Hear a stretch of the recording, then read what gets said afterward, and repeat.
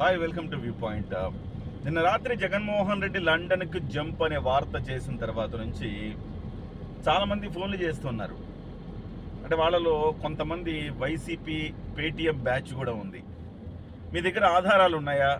ఏ రకంగా చెప్తున్నారు మీరు? మీ దగ్గర ఆధారాలు ఉంటే బయట పెట్టండి అని చెప్పేసి నన్ను క్వశ్చన్ చేస్తూ ఉన్నారు. నేను ఒకటే చెప్తున్నా మిత్రులందరికీ కూడాను, వాళ్ళు బహుశా పేటీఎం అయినా కానీ వాళ్ళకు కూడా నేను సమాధానం చెప్పాల్సిన అవసరం ఉంది కాబట్టి చెప్తున్నా. మీరు ఏ ఆధారాలు ఉన్నాయని పవన్ కళ్యాణ్ గారిని దత్తపుత్రుడు అన్నారు. సరే, నేనంటే కోన్కిస్కా గొట్టంగాండి, ఒక సాధారణమైన వ్యక్తి, ఒక కామన్ మ్యాన్ నేనైతే. కానీ సాక్షాత్తు ముఖ్యమంత్రి హోదాలో ఉన్న జగన్మోహన్ రెడ్డి గారు ఏ ఆధారం ఉందని దత్తపుత్రుడు అని పవన్ కళ్యాణ్ గారిని అన్నారు? మరి అప్పుడు మీరెవరు ప్రశ్నించరా? మీకు సమ్మగా కమ్మగా ఉంటుందా?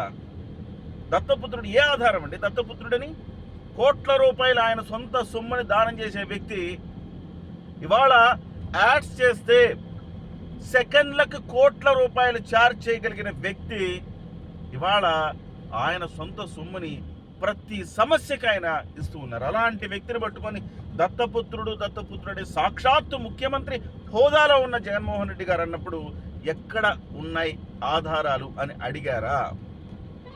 సరే, ఇంకో విషయం, నాకు ఈ రాజకీయాలు సరిపడలేదు, నేను సున్నిత మనస్కుణ్ణి, నా వల్ల కావడం లేదు, విమర్శల్ని నేను జీర్ణించుకోలేకపోతున్నాను, విమర్శలు ప్రతి విమర్శలు నా యొక్క తత్వం కాదు అని చెప్పేసి పార్టీని కాంగ్రెస్ పార్టీలో విలీనం చేసిన చిరంజీవి గారిని పార్టీ అమ్ముకున్నాడు అంటూ ఆరోపణలు చేశారు కదా. చివరికి వీడు పోసాని కూడా అదే ఆరోపణ చేస్తూ ఉన్నాడు. ఇప్పుడు తాజాగా వాడు ఎప్పుడో చిరంజీవి గారిని దేవుడితో సమానంగా కొలిచినాడు వాడు, ఇవాళ వాడు ఆరోపణలు చేస్తూ ఉన్నాడు. సో మీకు ఏ ఆధారం ఉందని ఈ రకమైన ఆరోపణలు చేశారు? చూపించండి ఆధారాలు. మీరు చేస్తే సంసారం, ఎదుటివాడు చేస్తే వ్యభిచారం. ఆధారాలు కావాలంటే ఆధారాలు చూపిస్తా. షర్మిల గారు జగన్మోహన్ రెడ్డి గారి మీద, అవినాష్ రెడ్డి గారి మీద కామెంట్ చేసింది చూసారా? ఆయన పాస్పోర్ట్లు రెడీ చేసుకుంటున్నారు, వాళ్ళంతా ఓడిపోతే దేశం విడిచి పారిపోవటానికి పాస్పోర్ట్లు రెడీ చేసుకుంటున్నారని సాక్షాత్తు సోదరే చెప్పింది కదా. అంతకు మించిన ఆధారం ఏం కావాలి? నేను వీడియో చేసే సమయానికి నాకు కూడా తెలీదు. ఆ తర్వాత నేను వీడియో చేసిన తర్వాత నాకు వచ్చిన స్క్రోలింగ్ సమాచారం, ఈటీవీలో స్క్రోలింగ్, ఇతర ఛానల్లో స్క్రోలింగ్ ఏంటంటే, జగన్మోహన్ రెడ్డి గారు మే 17న లండన్, స్విట్జర్లాండ్, ప్యారిస్, ఫ్రాన్స్ వెళ్ళటానికి అనుమతి కోరారు సిబిఐ కోర్టుని అని చెప్పేసి సమాచారం వచ్చింది టీవీలో. నేను కాదు, మీరందరూ చూసే ఉంటారు. మరి అటువంటి సమాచారం వచ్చినప్పుడు ఎవరైనా ఏం ఆలోచిస్తారు? లండన్కి వెళ్తున్నాడు, స్విట్జర్లాండ్కి వెళ్తున్నాడు, ఫ్రాన్స్కి వెళ్తున్నాడు. నేను ఇంతకుముందు నాకు వచ్చిన సోర్స్ని బట్టి చూసినా కానీ మరి లండన్కి, స్విట్జర్లాండ్కి, ఫ్రాన్స్కి వెళ్తున్నాడని నాకు తెలియదు. మొత్తం మీద లండన్ వెళ్తున్నాడని మాత్రమే తెలుసు. ఆయన అప్పీల్ చేసుకుంది 3 కంట్రీస్కి అప్పీల్ చేసుకున్నాడు. మరి అటువంటప్పుడు ఏ సోర్స్ ఉందని, ఏ ఆధారం ఉందని మీరు చెప్తున్నారు అంటే ఇవన్నీ ఆధారాలు కాదా? ఆయన అప్పీల్ చేసుకునేది కాదా?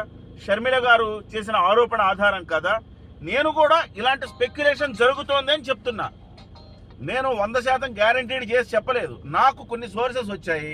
ఒక జర్నలిస్ట్గా సోర్సెస్ని బయట పెట్టలేను. సో ఆ సోర్సెస్ ఆధారంగా చెప్పాను. ఆ తర్వాత అది నిజమేనని ఈటీవీ స్క్రోలింగ్లు, ఇతర టీవీల్లో స్క్రోలింగ్ల ద్వారా తెలిసింది. ఇవాళ సిబిఐ కోర్టులో హీరింగ్ ఉంది. వాళ్ళు ఇస్తారా లేదో తెలియాలి. ఇస్తారా లేదా? ఒకవేళ ఇస్తే జగన్మోహన్ రెడ్డి గారు మే 17న బయటికి వెళ్తే తిరిగి వస్తారా లేదా? అవన్నీ కూడా స్పెక్యులేషన్స్, అవన్నీ మనం ఊహాజనితం, రావచ్చు రాకపోవచ్చు. దాన్ని బట్టే నేను వార్త చేశాను. కానీ ఈ పేటీఎం బ్యాచ్ అంతా తెలుసుకోవాల్సింది, దత్తపుత్రుడు అన్నప్పుడు మీరందరూ ఎక్కడికి వెళ్ళారు? ఏ ఆధారంతో?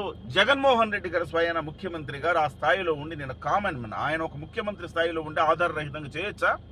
ఆలోచించండి.